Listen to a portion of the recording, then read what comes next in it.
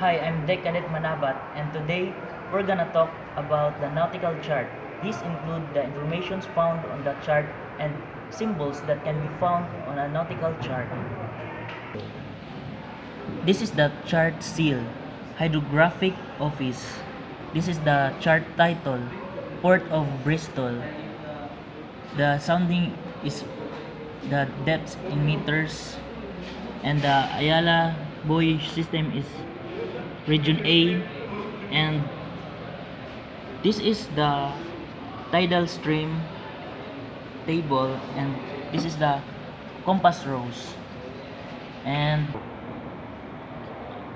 this is the latitude, this is the longitude, and this is the corner coordinates, northwest.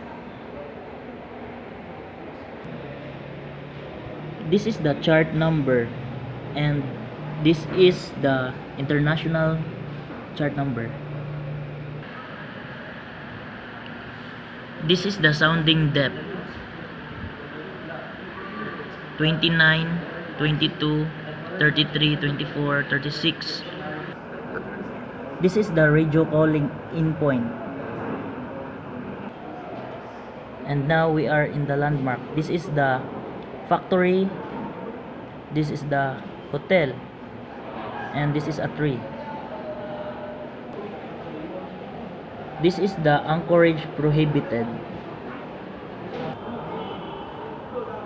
This is the yacht harbor marina.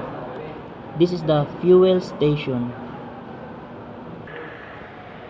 Thank you for watching and listening to my video, and please don't forget to subscribe and hit the like button.